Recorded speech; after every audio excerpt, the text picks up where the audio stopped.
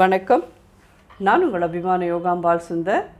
இன்றைக்கி என்ன பார்க்க போகிறோம் அப்படின்னு சொல்லி கேட்டீங்கன்னா, ஆகஸ்ட் 1 ஆடிப்பூரம். ஆடிப்பூரம் வந்து ஆண்டாளோட பிறந்தநாள் சொல்லுவா. அதே மாதிரி அம்பாளுக்கு வளகாப்பு பண்ணுற நாள் சொல்லுவா. எதாக இருந்தால் என்ன, ஆடிப்பூரம் ரொம்ப ரொம்ப விசேஷமான ஒரு நாள், அம்பாளுக்கு உகந்த நாள். ஸோ இந்த நாளில் வந்து நம்ம ஏதான அம்பாளுக்கு ஒரு நைவேத்தியம் பண்ணி, யாராலெல்லாம் முடியுமோ பக்கத்தில் இருக்கிற கோவிலுக்கு போய் அம்பாளுக்கு. நான் லாஸ்ட் இயர் இதுலேயே வந்து உங்களுக்கு அந்த வளையல் மாலை எப்படி பண்ணுறதுன்றது காமிச்சிருந்தேன்.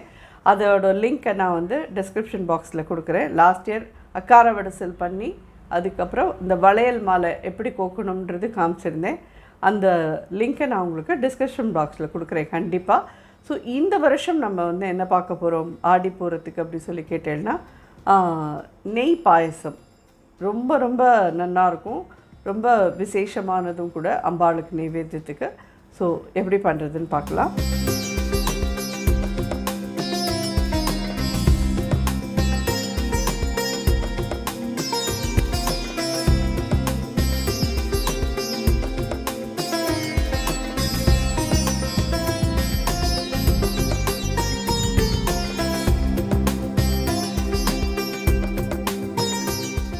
இது என்னன்னு கேட்டேன்னா, ஜீரக சம்பா அரிசி எடுத்துட்டேன்னா தான் இது ரொம்ப நல்லாயிருக்கும். ஜீரக சம்பா அரிசின்னு கிடைக்கும், அதை வாங்கிக்கோங்க. நான் தண்ணி விட்டு 2 தடவை வாஷ் பண்ணிடலாம். இது பியூர்லி இது வந்து அளந்து எடுத்துக்கிறதுல தான் இதோட டேஸ்ட்லாம் இருக்குது. ஸோ இந்த கப்பால், ரைஸ் குக்கர் கப்பால் 1 கப் ஜீரக சம்பா அரிசிக்கு 3.5 கப் வெல்லம் வேணும். நல்லா அதை அது மாதிரி தட்டி பொடி பண்ணி வச்சுருக்கேன். இந்த கப்பாலே 1 கப் நெய் வேணும். எவ்வளோ அரிசி எடுக்கிறீங்களோ அவ்வளோ நெய் எடுத்துக்கணும். நெய் கொண்டாட்டமாக இருக்கா வைக்கிறீங்களா? பட் இந்த பாயசத்துக்கு பேரே நெய் பாயசம். ஸோ அதனால் அரிசி எவ்வளோ எடுக்கிறோமோ அவ்வளோ நெய் எடுத்து பண்ணுறது தான் இதோட விசேஷமே. ரொம்ப ரொம்ப நல்லாயிருக்கும். நம்ம இதை ஃபஸ்ட்டு சாதமாக வடிச்சுக்கலாம்.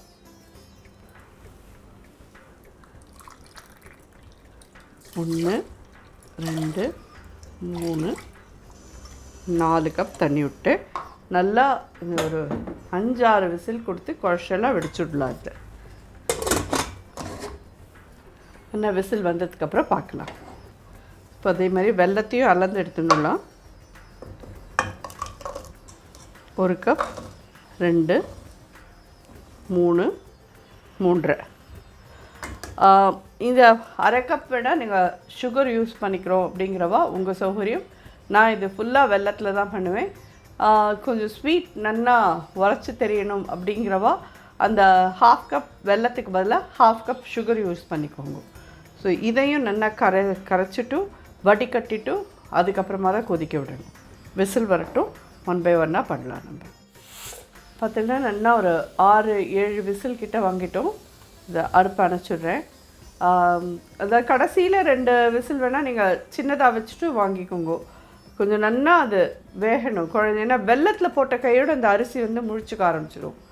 ஸோ அதனால் கொஞ்சம் நல்ல குழச்சலாக ஒரு 7-8 விசில் வாங்கியே இறக்குங்க. இது வெல்லம் நல்லா கரையட்டும். கரைஞ்சதுக்கப்புறமா சாதத்தையும் ப்ரெஷர் இறங்கினப்புறமா இது சூடாக சாதத்தை வந்து ஆற விட்டுட்டு இதை சூடாக விட்டேன்னாலும் சரியாக வராது. இது இது வந்து சூடாக இருக்குது, பாகு ஆறி போயிடுது அப்படின்னாலும் இதாக இருக்காது. ஸோ சாத்தை இந்த மாதிரி இறக்கிண்டு கையோடு அந்த பாகை வச்சுட்டு கலரிட்டு உடனே திறந்து அப்படியே நீங்கள் விட்டு கடகடன்னு பண்ணினேன்னா நல்லா மசிஞ்சு ஜோராக ரொம்ப ரொம்ப நல்லா வரும். இது நல்லா கரையட்டும் பார்க்கலாம். இது நல்லா கொதிச்சுடுத்து, கரையும் கரைஞ்சிடுத்து. சூப்பர். இந்த மாதிரி கரண்டியால் நம்ம மசிச்சுருங்கோ. ஏன்னா வெல்லத்தை விட்டுட்டேன்னா அதுக்கப்புறம் இது முடிச்சுன்றும். அடுப்பை அணைச்சிட்டு வெல்லத்தை இதில் வடிகட்டி விட்டுடலாம்.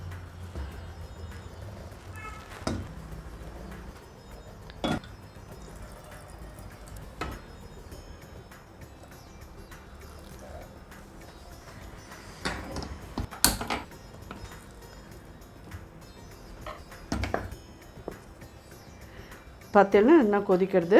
இந்த ஸ்டேஜில் எந்த இதில் அரிசி எடுத்தோமோ அதுலேயே ஒரு கப் நெய் சொன்னேன் இல்லையா, ஒரு ஹாஃப் நெய் இதில் விட்டுடலாம்.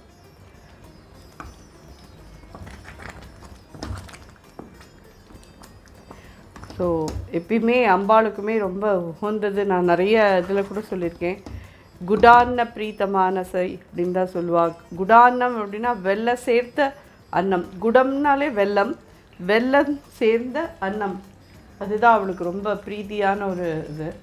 அப்படிங்கிறச்சே இந்த பாயசமும் நம்ம ஆடிப்பூரம் அதுக்கு நைவேத்தியம்ன்றது ரொம்ப ஆப்டாக இருக்கும்னு நான் என்னுடைய ஒரு அபிப்பிராயம். பண்ண முடிஞ்சவா கண்டிப்பாக பண்ணுங்க. இவ்வளோ எங்களுக்கு நெய் வேண்டாம் அப்படின்னு சொன்னேன்னா குறைச்சிக்கிறவா கொஞ்சம் குறைச்சிக்கிறேன்னா குறைச்சிக்கோங்க. ஆனால் அந்த டேஸ்ட் வருமா அப்படின்னு சொல்லி கேட்டேன்னா அதில் கொஞ்சம் வராது. இந்த பாயசத்துக்கு மேலே அப்படியே நெய் நிற்கும், அதுதான் அது நெய் பாயசத்தோட இதுவே.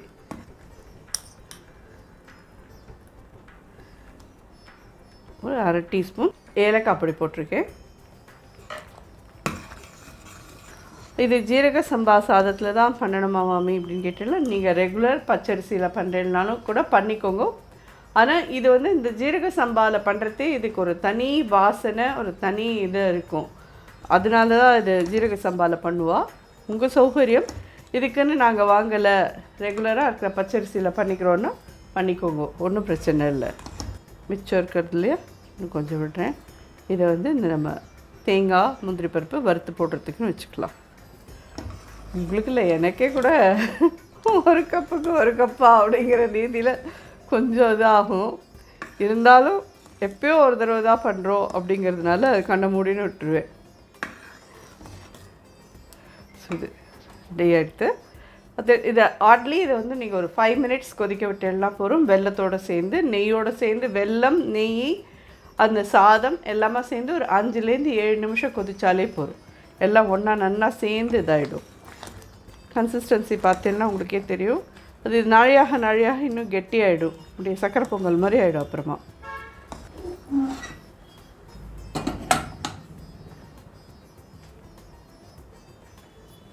இதுக்கு மெயினாக தேங்காய் தான்.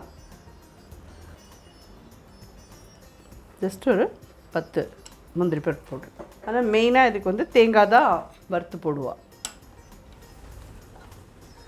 நல்லா இந்த மாதிரி ஃபைனாக பொடியாக கட் பண்ணி இது நெய்யில் வறுத்துட்டு போடுங்க.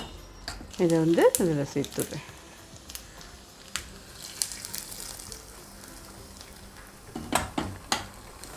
உங்களோட ஜோரான நெய் பாயசம் ரெடி.